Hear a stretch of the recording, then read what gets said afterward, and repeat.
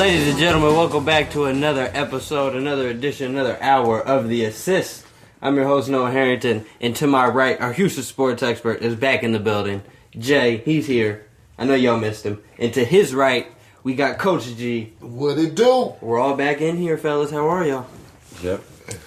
You yep? I feel like I hear that a lot. He's back. He's back, ladies and gentlemen. Well, I mean, you know, you've been a Houston sports expert, you know, for these past couple weeks. Yeah. You know, stuff happens. Sometimes you gotta go to Houston and be a sports expert. Facts. Sometimes it calls for it. The viewers know about it. The viewers know. It's all good. What it is. So how were y'all this fine All-Star weekend? Ooh. There was some snubs. There were some snubs the weeks prior. There were some snubs on All-Star weekend. There were... I mean... Well, I can't... Just in the dunk contest, because you can't really snub in a three-point contest. I was about to say, since you're talking about snubs, is that where you want to just go ahead and jump right into the dunk contest? Well, I want to do the whole... Because there's a lot of stuff going on with All-Star weekend. Yeah. I saw people mad that they incorporated these TikTok influencers, quote unquote, but they incorporated the wrong influencers.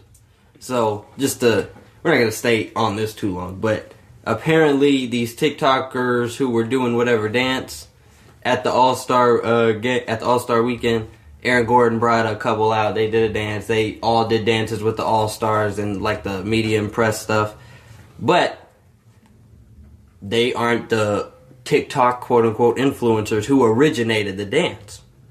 A young black woman or a young black girl had originated the dance, got it popping and everything, but the NBA brought out these people. So I saw a lot of backlash on that, you know, on Twitter and on social media, obviously. I can see why. You want people to get the credit that they're... Exactly. But now since, 2 days... Now she's verified on all accounts.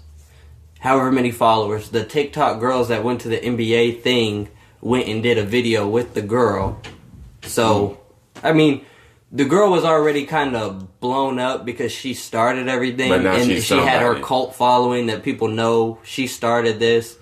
And then now I think they kind of catapulted her into a new realm. So I like to see that. Because usually when people are in that situation... They don't. They just try to do the damage control. Yeah. And maybe this is damage control, but it's a lot better damage control than we didn't know. Then putting out a video or something. You know what I mean? Trying to tell your side. Yeah. Yeah, I know exactly what you mean. Actions speak louder than words. Yeah, and I'm kind of glad that they did that then because. And I had no idea about it. You know, it's always good to give people, you know, the credit that they're owed. If somebody created this and everything, like that's the person that you should have asked first. I would think, you know. Hey, how about you come out? If you can't, maybe we can still use it and have somebody else. Exactly. You know what I mean? That pretty much coming from the whole backlash from Fortnite, the finishing move, the dances at the end. Yeah. How people were using people's dance moves and what it kind of falls along the same lines of them kind of taking it. We're gonna bring it over here.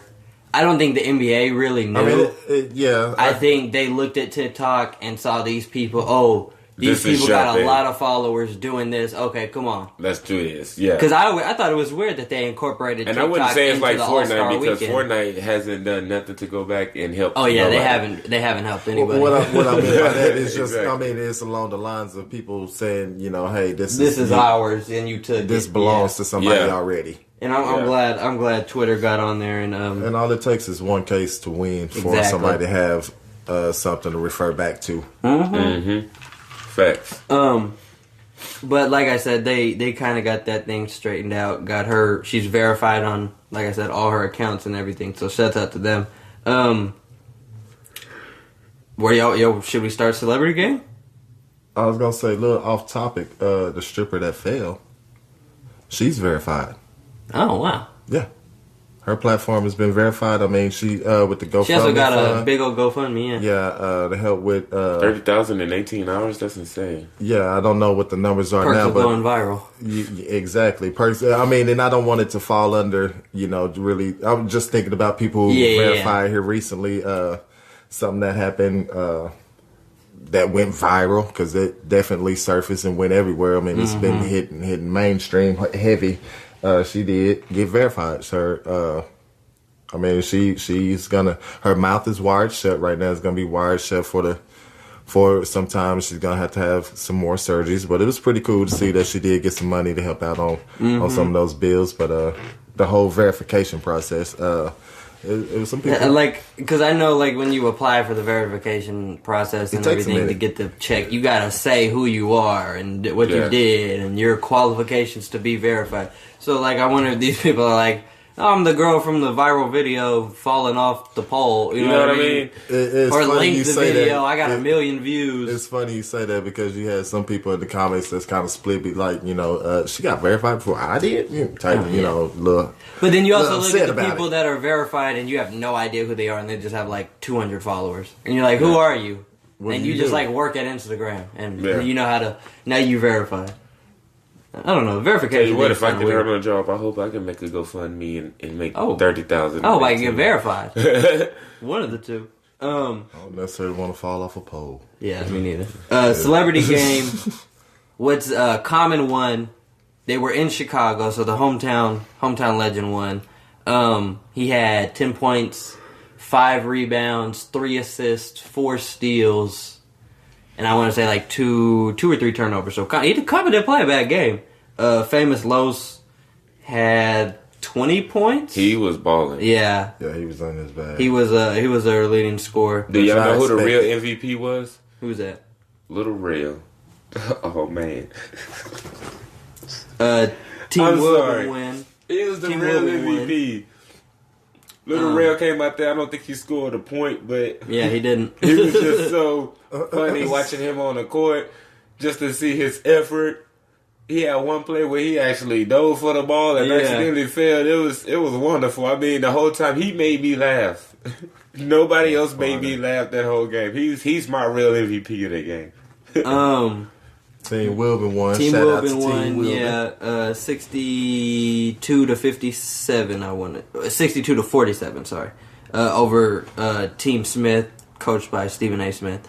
Stephen A. Smith had a pretty good team. He had Quavo. He had Quavo. He had Darius Miles. He had Aja Wilson. He brought out Nate Robinson at one point. Yeah, he sure did bring out Nate. I liked seeing it. I remember for a long time Kevin Hart was in everyone, and he won MVP 4 years straight. And it was always with Kevin in it. It's going to be funny. You're going to have fun out there. And he wasn't in this one, and it still seemed like they had fun. And like you said, Rel came out there and was funny. So I think people kind of filled that spot that Kevin.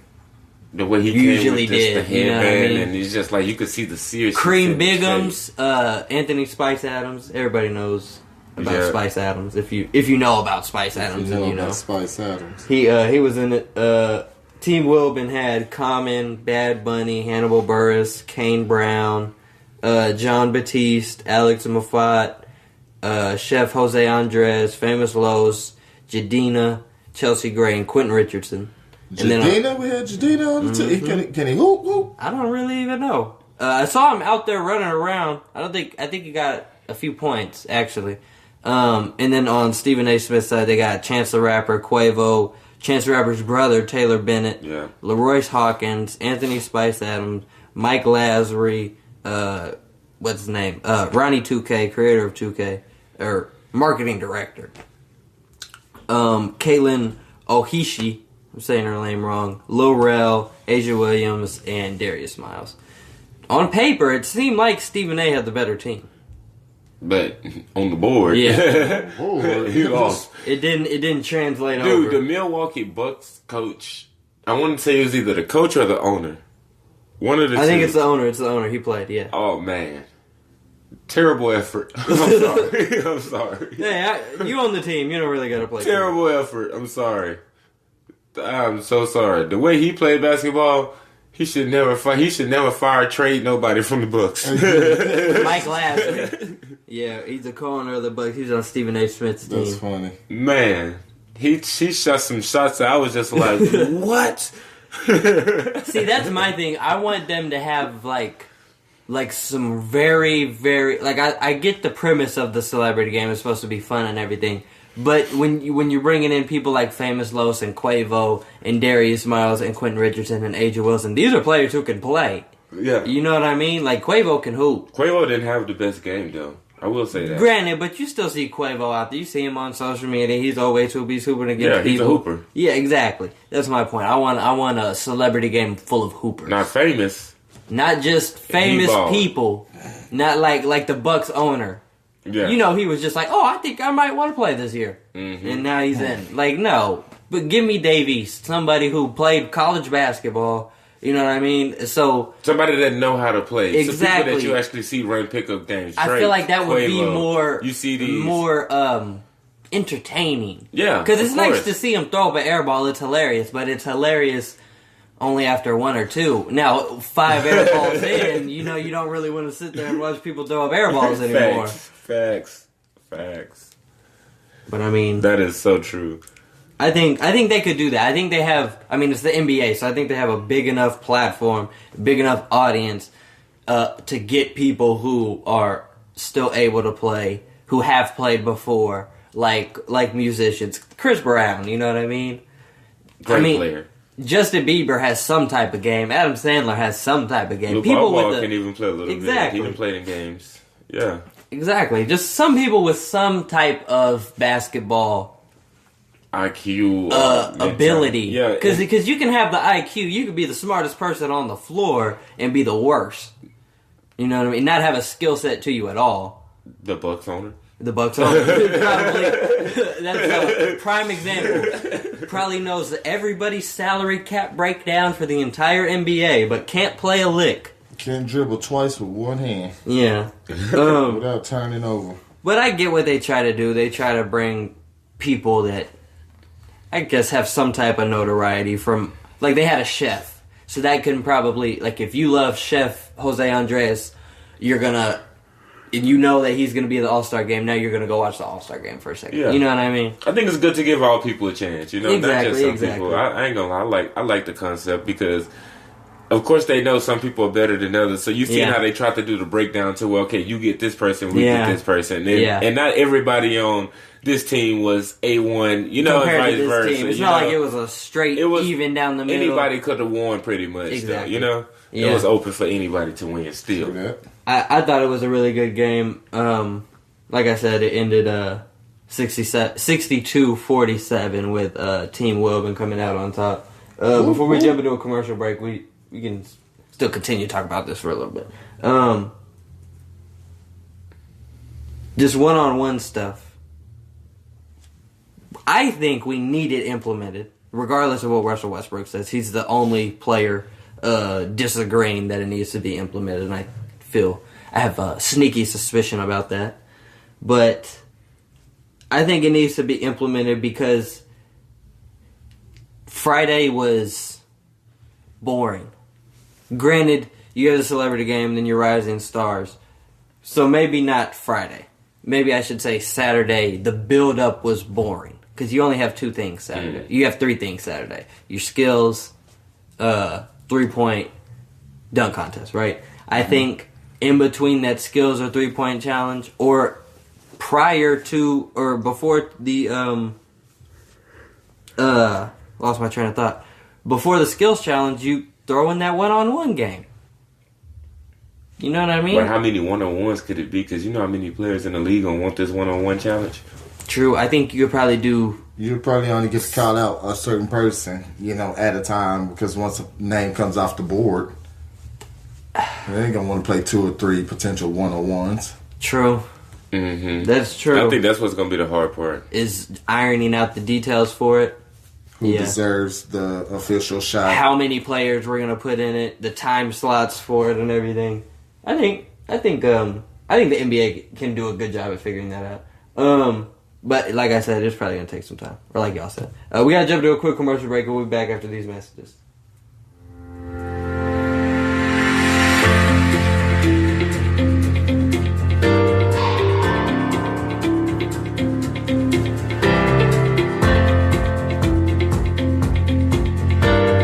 And we're back, ladies and gentlemen. Welcome back to The Assist. If you're just tuning in, I'm your host, Noah Harrington. To my right, we have our Houston sports expert, Jake. And to his right, we have Coach G. We're here talking All-Star Weekend. It was in Chicago this past weekend. If you didn't know, you're living under a rock for some reason.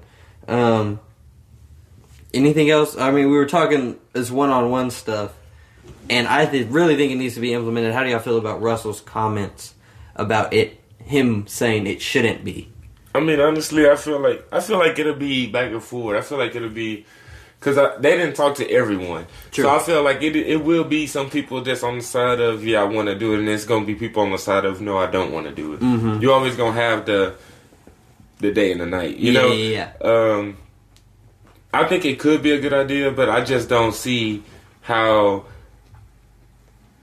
Like most people, when you think of one-on-ones, people gonna want to see the major one-on-ones. Exactly. You're going to want to see like a LeBron and a KD. You're going to want to see like a Kyrie and a one-on-ones that you can consider. Yeah, you know what I mean? So think about it. Like KD can't, just like Gabe said, KD can't play 5 games just because KD. Everybody want to go against KD. Exactly. You know what I mean? And I think it'll be something of that sort. You know, I feel like it'll have to be.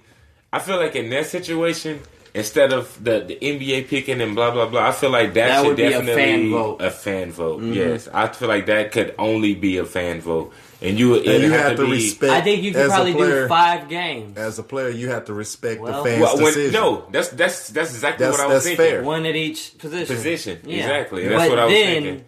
Who would the winners play? You would just... There wouldn't be. The champion would go over to next year. That's my... Just that first thought into my head.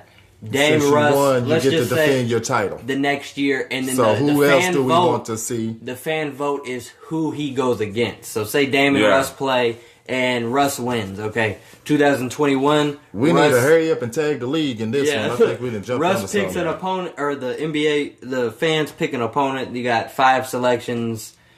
Ben Simmons, Damian Lillard again. No, I don't think we should be able to. I don't know if you should be able to do a rematch, because then I don't really think that those matchups would ever end. Well, because if Dame loses to Russ, Dame's going to be out there trying to get all the support to go play Russ the next year. No, I would think you have to get taken off the board. Yeah, at least for a year. Yeah, at least okay. I can at see least that. For a year. If you got to play and you lose, your loss penalty is while you get to play the next game. The winner gets to carry on next year. The loser does not get to. You don't get to. You're not even an all-star.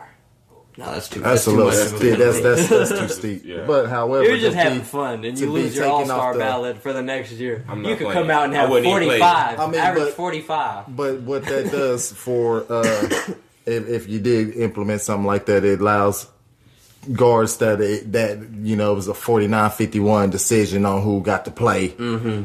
You know, and it takes the guessing game out of it. Okay, you lost, well, such and such. Now he has the time to and that's also for kind it. of some incentive.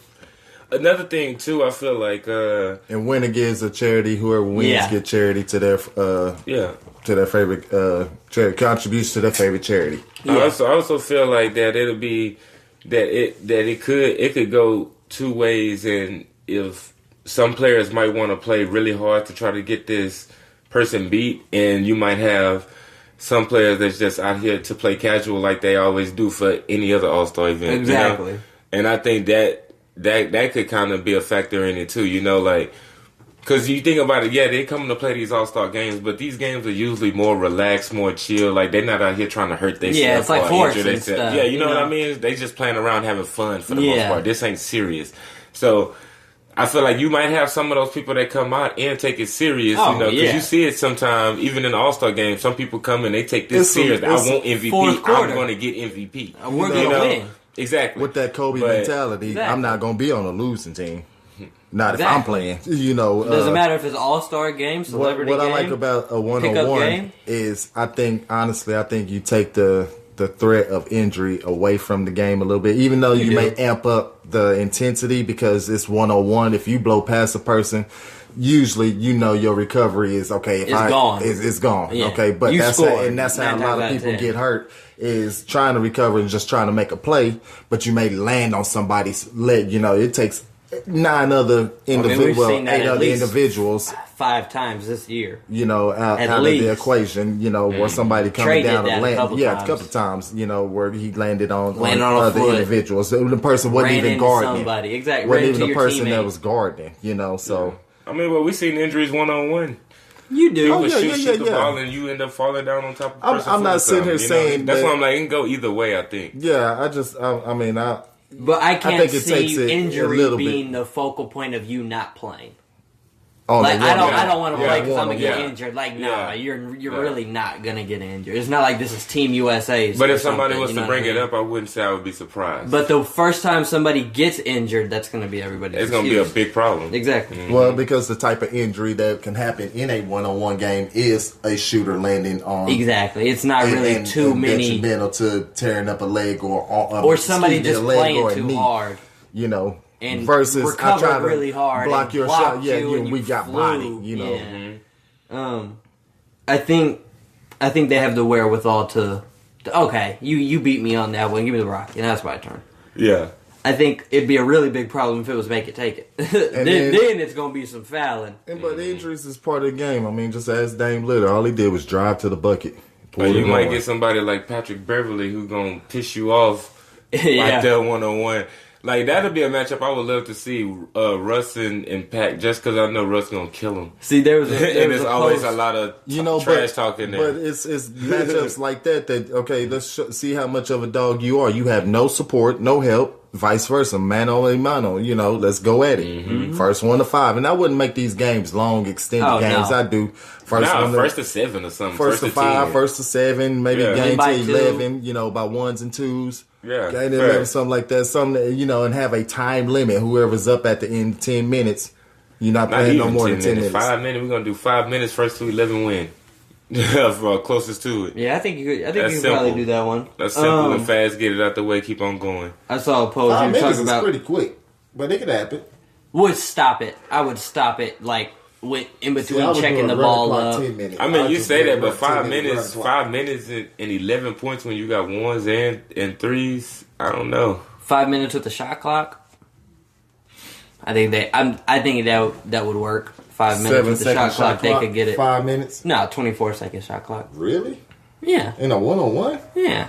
I wouldn't even have no shot clock. I'm about to say, put your head down and go to the hole or pull up. Yeah. It ain't too. We can't call a ball. Well, in 5 minutes. Shit. I mean, that's what I'm saying. And with it being the NBA, I feel like it ain't gonna be none of that. I'm just out here dribbling. I wouldn't say 7 dribbling. It makes you. See, I think if you give him a shot clock, that eliminates that. You give him 15 seconds to get a shot off, so that way he actually has to put his head down and go. I wouldn't go more than 10 seconds. You can get a ball fake in 10 seconds, a pump fake, a head, drive in. Well, then that's. If they're only doing 3 dribbles, then 10 seconds. But if maybe I want to James Harden him right quick. Maybe I want to James Harden. Maybe I'm playing James Harden and I want to sit there and James Harden you for a second and make you go to sleep. Straight 10 seconds, it would clear out. Once you clear out, your 10 seconds start. In case the guy misses, you get it, you clear out, you got 10 seconds to make I feel like we're giving out these great ideas and like it can all come to full circle, you know what I mean? But the NBA is going to do something completely left field. Oh yeah, like it's going to be. They're going to have a 30-second shot clock. They're going to go to 24.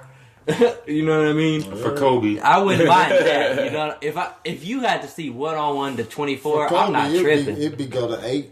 I would just feel like a lot of players wouldn't play that. Yeah. Like I feel like Kevin Durant wouldn't sign up to go to 24. You know, I don't think Kevin Durant would sign up to do a 1-on-1. That'd be the one person I want to see, and I don't want to play against. Yeah, I think everybody would. Well, I can't see nobody who wouldn't. Kevin Durant would win that fan vote at the small forward position. KD against LeBron. No. KD against LeBron or KD against Kawhi. One of the two. And it's going to be a battle. I think LeBron's older to battle KD 1-on-1. I think KD beat him. I think he has the offensive skill now. He would beat him. Because at one point, LeBron. I feel you on wasn't that. the I don't know shooter if I he is necessarily today. beat him, but I do feel like it's leaning more toward Kevin Durant if they was to play. You know, if yeah. I was to put money on it, I'm going Yeah. KD. But I feel wanna like see And I'm a LeBron compete. fan. Yeah, I'm about LeBron to say, I'd like to has see LeBron compete. has spread his game out a lot more to where he can hold his own with KD, where they can go 3 for 3. You know what I mean? All right, you put up a 3. I can put up a 3 I now. can put up a 3. Yeah. Whereas back in 2012, Bro, when we were got shot battling, out the gym, I was man. getting shot out the gym, literally. Rising Stars Challenge. Team USA came out with a 155 to 131 win. That's 6 digits right there. That's a lot of points going on. That's no defense at all. Yeah, Team USA won. Team World they had a bunch of role players, basically. I mean, you had the firstborn Japanese All-Star. First Japanese-born All-Star, sorry. I can't even say his name. Hachimura is his last name. He had 14 points. They were just finding him. Cherry picking almost. Just down court, dunk, boom. Fast break, dunk, boom. Fast break, layup. Mm-hmm. And then Mo Wagner, our former Laker, gave him 16 off the bench. Hey. Eric Paschal led the team. What did he lead? He led Team World or Team USA with 23 off the bench. Who? Eric Paschal. Okay. Pascal, yeah. Okay. Yeah. 23 off the bench? Yeah. That's. It seemed like the bench went harder than the stars. As I was just about to say, you had what's his name give him 16 off the bench, Mo Wagner, and then you got 23 from this guy. I'm trying to find the rest of the stats. I know Zion bent some rims. I know there was tons of lobs were not going to anybody. Do you think they make him pay for that rim? Not this one, no, I don't think so. But if it becomes a habit, absolutely, they're going to start threat. If they won't be a threat, it'll be you continue that kind of behavior, you know. Zion gave him 14 points, 2 rebounds. He only missed 4 shots, and then he bit to rim. Trae Young gave him 18 points, 7 assists. Ja gave him 10, 5 and 6. Jaren Jackson Jr. with 12. Hit 3 threes. That's your power forward hitting threes. 3 of them. You know what I mean?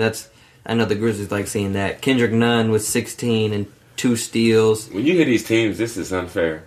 Eric Paschal with 23. This is unfair. He hit a 3. Eric Paschal hit a 3. Miles Bridges with 20, 5 and 5 and 3. He was the MVP of the game. So shout out to Miles Bridges. Devontae Graham with 6 points. PJ Washington 8 points. Colin Sexton, 21 points. And then Team World, you got Luka with 16. RJ Barrett with 27, 6, 5, and 3. Shai Gilgeous with 16, 3, 1 block, 3 rebounds. Alexander Walker with 4 assists, a block, a steal, 6 points. Brandon Clark with 22 and 8 rebounds. Hachimura, like I said, with 14 points. He had 1 steal and 4 assists. Mo Wagner off the bench, 16. Just pretty good game, man. It's a good game when they both put up over 130. And not even considering it to be a lack of defense style. Exactly. Like there's no. It was just all these running. steals and like there were all these steals, but they didn't really even play defense. You know what I mean? Mm-hmm. It was usually see a lot lobs. I'm not gonna lie, you usually see a lot of steals That's in these kind of games because they're just so relaxed. Like nobody really cares. You're not on your feet. You threw that pass over there when you didn't double check that pass. So in the real game, you would have double checked it. Yeah, and it's like you trying to do stuff to make the game more exciting. Exactly. You know, everybody was throwing lobs and they were getting snatched out the air by the other team. Yeah. So that's a steal. You know what I mean? Mm-hmm. Because it's not a registered shot, so it's not like it's a block. But big shouts out to Team USA coming out with the win. We got to jump into another commercial break, and we'll be back with the last half hour of The Assist after this.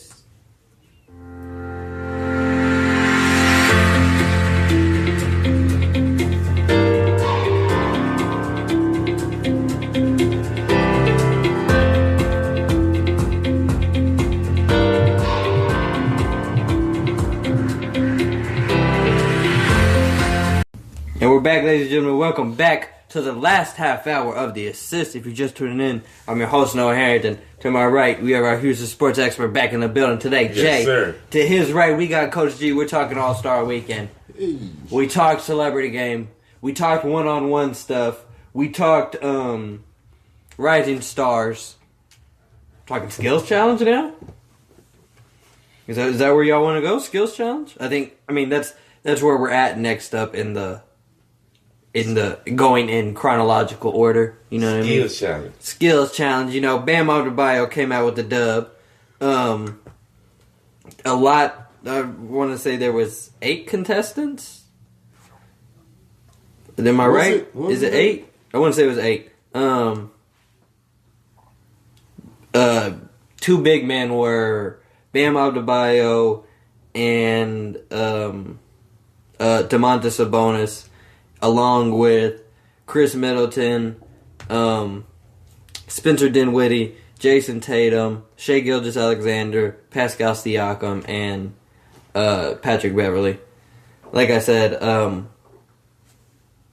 Adebayo came up with the win. Sorry, I can't talk today. I would like to see I like how they do, you can do your big man versus your small man or whatever, but I want to see a big man skills challenge and a small guy skills challenge. I don't want to see them kind of incorporated together, you know what I mean? I get what you're saying now.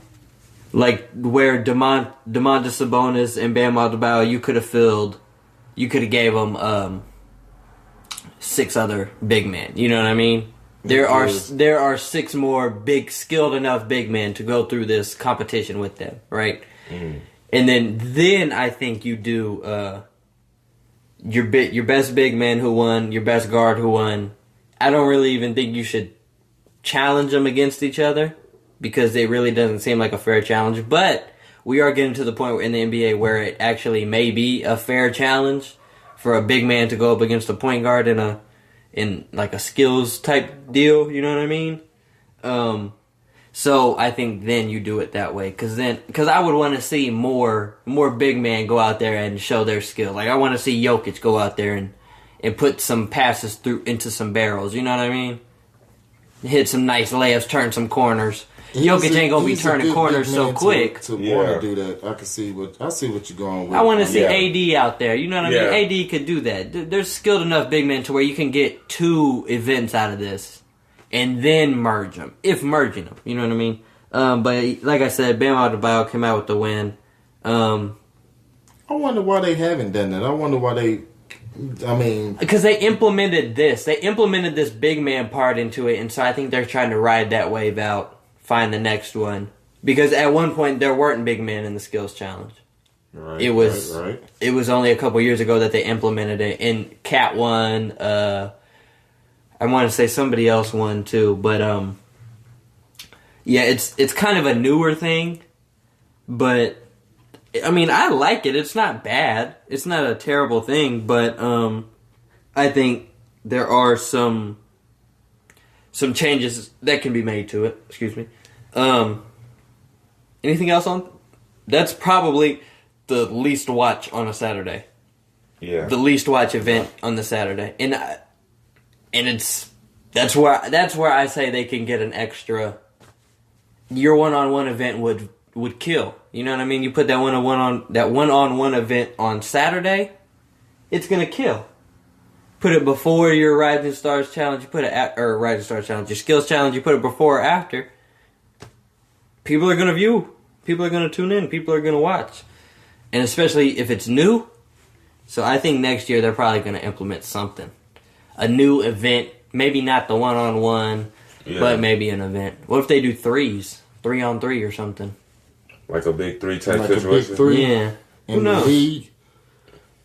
I feel like they could. I honestly to be completely honest, I think they could scrap everything from All-Star Weekend except, on a reach, I think they could strip everything except the All-Star game and just have like a 2-day tournament of, say, the one-on-ones if they got the names big enough to do it, or a 3-on-3 tournament. I think they could do it But that's what I'm saying. That's where the reach is. Contest, yeah. That's where the reach is. You can't get rid of that. That's where I was saying. That's kind of a reach because there's people who tune in solely for that. Right now on YouTube, the dunk contest is the number one trending thing right now. Like that's what people want to see. That's what I was saying. They could probably make their money because I feel like if you got Kevin Durant, LeBron James, Russell Westbrook, Damian, if you got the names for a one-on-one tournament that's going to take over a Friday and Saturday and an early Sunday match, I think you could get rid of those. But if you don't have the names, it's not going to work at all. I only want to see certain people on this one-on-one. Exactly. It's I could say maybe about maybe 20, 25 people that I would care to see. And I think that's the problem. And then I think you have to continue to have the big names in there because say out of nowhere Kelly Oubre Jr. wins it for no reason. Didn't really have anybody big in there.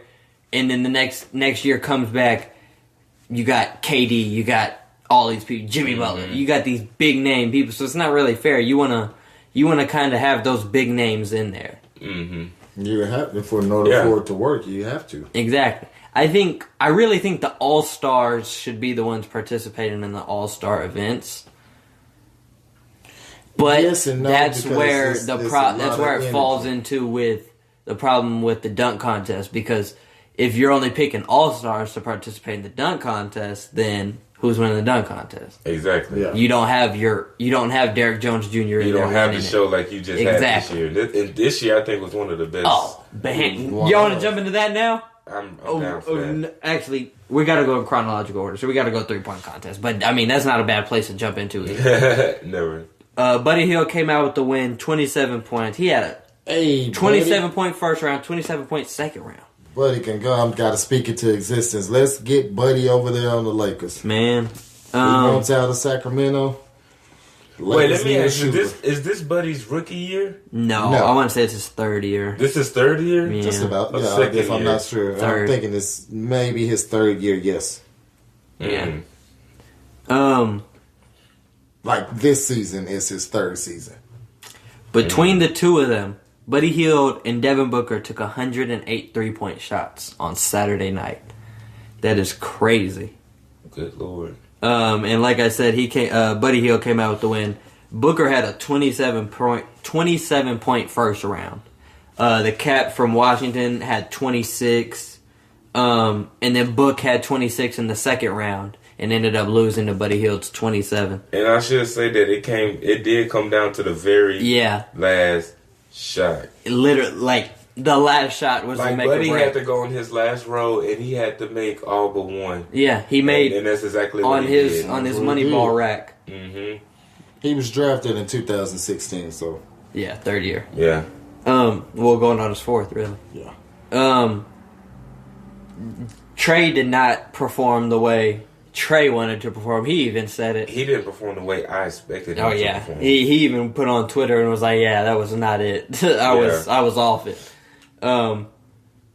Good show. I liked their implement of the deep ball. Yeah, and I liked that people were hitting it. That was good. It wasn't too far back. You know what I mean? To me, I felt like it wasn't a difficult shot for people. Exactly. I thought it was going to be a lot more difficult. But I will say, I'm surprised that more people didn't make it. True. Like a lot of times when people would actually go up and shoot the shot, I'm like, oh, I think it was only one person that hit both of the shots. Like Book hit both. Yeah, like boom, boom. But I was in their round. Yeah, yeah. I'm like, I was so surprised that it wasn't more of that. You know what I mean? But it is new. And then you did see a couple of times where you'll have one guy go up and he like almost totally forgot about the exactly. I think it's something you got to start training. Yeah. Yeah. First round scores were Joe Harris defending his title. He won last year with 22 points. Trae Young with 15. Devontae Graham with 18. Duncan Robinson with 19. Zach LaVine with 23, and then Davis Bertans with 26, Buddy with 27, Book with 27. What I will say is the three that went to the last round, they set the bar real high. Mm-hmm. Oh yeah, 26 was the score to beat, and I mean, and they didn't score under 25. Exactly, none of them. Yeah, that was. This is a great showing. excellent showing. So that's why I said it was not bad to jump in there, but now we got to jump into it. The event of the weekend. Forget the All-Star game. Forget the everything. Forget the MVPs from the Rising Stars game. Forget the 3-point contest. The showstopper. Oh my goodness. The NBA dunk contest, ladies and gentlemen. There was some snubs.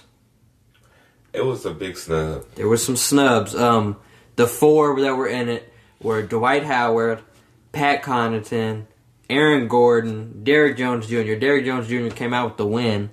A controversial win. I think it really should have been a tie. The NBA came out and said that they were planning to do a tie, but they had a mathematical error, quote unquote, and somebody put a lower number than whatever they expected to put or whatever. So it should have ended in, she said, ESPN said that it was going to be a tie, and then they were going to grade the overall the dunks from the overall body of dunks. Yeah. Mm-hmm. Giving it a fair opportunity to review every dunk that they did, first round, second round. Because Aaron Gordon didn't do a dunk under 50, except his last one, and it shouldn't have been under 50. Exactly. That was the controversial part. You jump over Taco Fall. You kind of clear Taco Fall. I mean, my whole thing was like that Taco Fall. I want to say it's like 7'5" or something like that. Oh yeah, I'm sure 7'7" with shoes on. For you to jump over this guy, and I don't care what dunk you did, long as you made it go in, that's a 50. Man, he's been robbed twice now. I'm sorry. He said he's not doing it anymore. Not doing that contest anymore. Yeah, I'm just my whole point is about that. I kind of felt like they let Derrick win because of his birthday. It's for definitely. See, I can't necessarily. That's kind of what I felt. What I like what Derrick Jones Jr. was doing simply because he did not. All his dunks were executed in one attempt. Mm-hmm. That's true. It was one shot. He did. And he did not repeat his dunks until I think on his 4th dunk, and I want to say Gordon repeated his dunk because I made a comment on his 3rd one where he went over and dunked it over the guy, kind of turned around one-handed. Then he did the same dunk, but he did it opposite side. That's kind of a repeat dunk. What I'm saying, Derrick Jones Jr. came out with that freak dunk in the front. That's what made me feel like he was gonna go ahead and get the dub anyways, with the inverted windmill between the leg. Richard that was his first dunk. That was the first dunk. Yeah, that's what I'm saying. But then he came with the off the glass. Well, yeah, that was the best dunk of the night. That was a dunk we hadn't seen done before in a dunk contest. That dunk? Both of those I hadn't seen done. I mean, he had 2 of them that wasn't. Yeah, I'm about to say he both of those I've never seen. The J-Rich one was done. Not between the legs. Because it was executed that one? They kind of stopped whatever they were doing to say that he hadn't. He said you haven't seen this dunk in a dunk contest before. Yeah. I think there's only a select handful of dunks that haven't been done. What I will say is I felt like he overly took advantage of the between the legs. Yeah, he did a lot of between the legs. I mean, he can stretch out like that. Like I get what you're saying too. I get what you're saying. I would say like 4 of them was between the leg dunks. You know what I mean? Like, and then a left hand windmill. I kind of felt like he just like went over with it. So like, and I felt like that. Even though they were super nice dunks, you got a lot of power. You come down strong with them. You know what I mean? Effortless. They look so easy. Got to be something a part of it. See, and that's what I said going into it. Is that he has to be creative. He's going against a person who lost and was very creative when he lost. Mm-hmm. Yeah. Zach LaVine didn't implement no mascot on a hoverboard into his dunk contest, but he won. You know what I mean? So that's what I thought going into it, that he had to be creative, and here Aaron Gordon is being somewhat creative, bringing out Taco Fall, bringing out Chance the Rapper. And I like how the announcer said, "Oh, he's taking a chance." Yeah. He's taking a chance with Chance the Rapper. That windmill off, that one-hand windmill off the side of the glass. Oh, my God. The windmill was sick. Oh, my God. They battled. I would have loved to see Zach LaVine. They did. Hold on.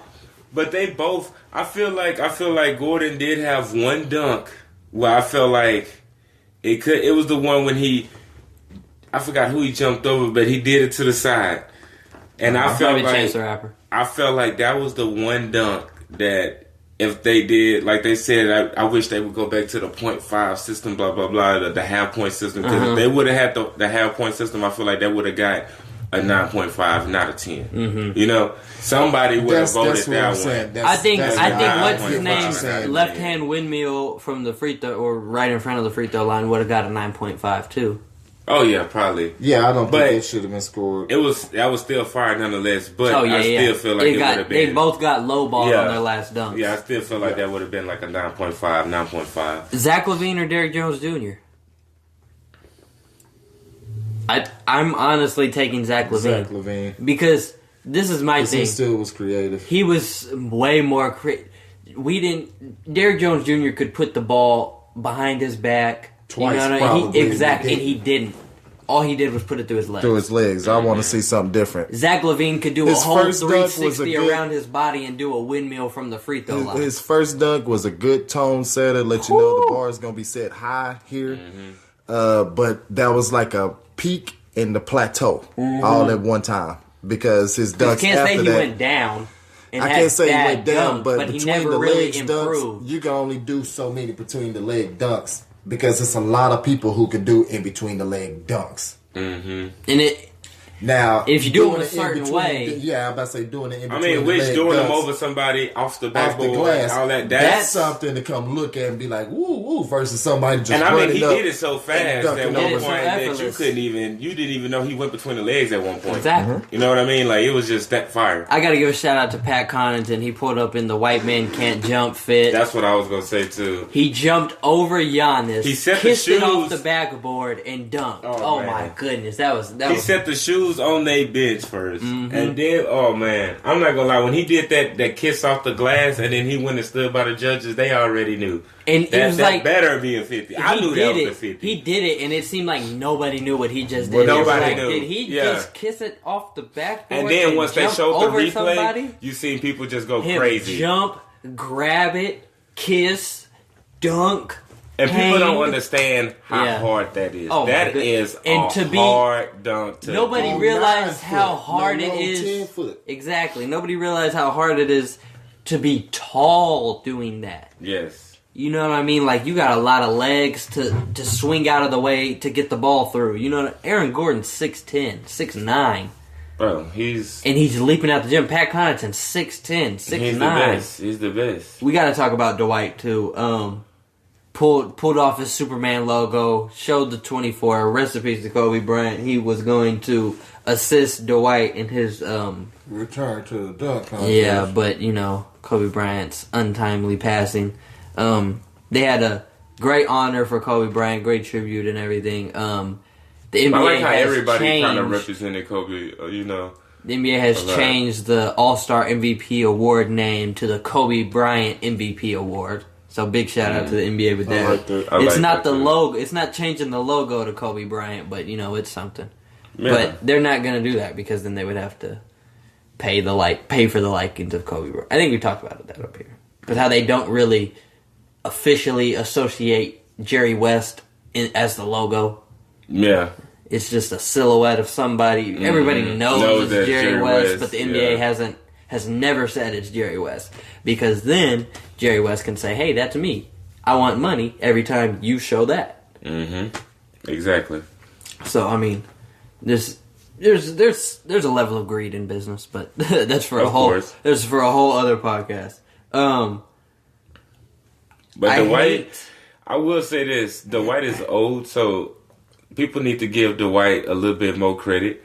True. You know what I mean? To leap like that for him to still come out and still put on the show. To see where he jumped from, oh my god. Now what I will say is, and Dwayne said it best, he said I was forced into this score because he got, I want to say a score of 49, and we all know that was too high. And he seemed like he was mad about that. But at the same time, no. No, that was Dwight could have that was an 8.5. Yeah, that was an 8.5, Dwight. I'm sorry. But yeah, you have to shout him out. He looks to be able to still jump like that. Damn! He stretched. He got up there. He was with that dunk. Yeah. Yeah, the little Statue of Liberty dunk too. I feel like, and honestly, I feel like. I feel like he just came to have fun. Yeah, I don't really think he had no intention of going actually out trying to and doing a 360 windmill. Exactly. Or I don't think he was trying to win. Getting the big, you know, like y'all appreciate me and my efforts, and you know my comeback efforts. He brought out Jameer Nelson. Shout out. Now, what I will say, for him to have dude throw the ball over the backboard. And then him come and grab it. It was still a simple dunk, but just the concept. Like, I feel like if he, that means you got to get up there. If he could have did that from the free throw line, oh my god! And he did it probably a step and a half in front of him. Yeah, but if he could have did it from the free throw line, oh my goodness! Oh my lord, that would have been the dunk. And he could have, because he dunked that from where he was. Like, he was there and dunked it, ripped the rim down. And then they also brought up the fact that he did have the situation where he kind of, remember last time he just kind of just threw it in there. I know we all remember that. This go down. Yeah. This time he was like, I'm gonna be sure about this one. This one is going. And they got another good picture, another good side picture of him in the air with his cape up. Yeah, you know what I mean. They get that classic pic of that. Yeah, and it's a new. I'm about to say it's a new one. Yeah. So, shouts out to Dwight, man. Yeah, shouts out to him. Shouts out for him repping Kobe, too, with the 2-4 on the chest. Like, I really like that. When he peeled that Superman back and they showed Kobe, I'm like, oh, yeah. He was originally going to have Kobe Bryant do everything Jameer Nelson was doing. Pull out the cape, give him the cape, go throw the lob and everything. And I would have liked to see him move on, but you know what I mean. When you're going up against two freaks of nature, like you said, he probably knew, I'm here just to be here. These young guys are here to take this. I want to have a front row seat to this. You know what I mean? So that's probably why he was like, let me. So we all can agree that Gordon should have won this. Gordon should have won this in my eyes. No, I still like that. Well, I like it being a tie. Honestly, I don't have a problem with being a tie, but if I had to pick a winner, I like the fact that Derrick Jones Jr. was executing in his first attempt at dunks, and even though he still seemed like he had a lot more to give, I wish it is what it is on that. I still felt I went in thinking he was going to show up and show out. Which he did. He did so not have a bad dunk out there. I said earlier. I felt like he did what he was supposed to do. I mean, it may go down like a John Jones type of decision where people feel like, well, this dude showed out. I think it was more. I think it was a lot tighter with Zach and Aaron as opposed to this. I do too. I agree there. I think Gordon should have took this. I'm sorry. I think Gordon should have took them both. He should have took this. I think he got robbed twice. He should have took this. And I mean, just looking at, if you just think about the last two dunks. Let me say this, all right? They have 50s, right? And then Derrick Jones Jr. does his dunk and he doesn't get a 50 and everybody's shocked. Yes. Everybody's like, no, that was... Even Dominique's like, that's not no 48, that's a 50. Blah, blah, blah, blah, blah. Announcers like, that's a 50, that's a 50, that's a 50. Aaron Gordon's telling him, that's a 50. Like, bro, that's a 50. Gets a 48. Aaron comes and does a 47. There's something fishy right there. And what I will say, when he did his dunk and he got the 47, you can clearly see the reaction from everybody too. Like, what the hell? And that was not no 47. Everybody now y'all really was are something. What? You could tell, and then even the announcer said, "Oh, this is another 1988." You know what I mean? Like Jordan and Dominique. Exactly, and I'm just man, like I just felt like he should have. That dunk was not a 47. That dunk was not a 47. None of them were below 50. Yeah, and even if you're gonna give dude a 48, understand that, and like that's why I say I kind of feel like it's his birthday. You know what I'm saying? We gonna go ahead and let you take this, but Gordon should have took that hands down. Jumping over Taco Fall, you get a 47. I think he should have took that, even though he did have that one dunk that was kind of controversial. Like I said, I feel like they kind of just gave him the 50, even though it could have been easily a 49, and nobody could have really argued with it. I think that's the play where he he bruised his forearm, probably so, dunking the ball, and then showed his forearm to the camera, like this is why I'm hurt. This is why I wasn't that good of a dunk. But none of these, it was a great All-Star weekend in Chicago. I know Chicago was lit, getting the host. Great showing by the NBA. Just, the NBA is amazing at their events. They're professionals in this stuff, so they know what they're doing. I'm sure the after parties were great. Halftime shows, everything. I think that's all we got. That's our time, ladies and gentlemen. We're getting out of here. You can catch us every Monday, Wednesday, and Friday at 1 p.m. on RTFSportsNetwork.com. You can also tune into our podcast every Thursday. So you just go podcast in front of my son. This has been another edition, another hour, another episode, another moment in time with the assist. I'm signing out. I'm your host, Noah Harrington. To my right, I have Jay. To his right, we have Coach G. And we're out of here.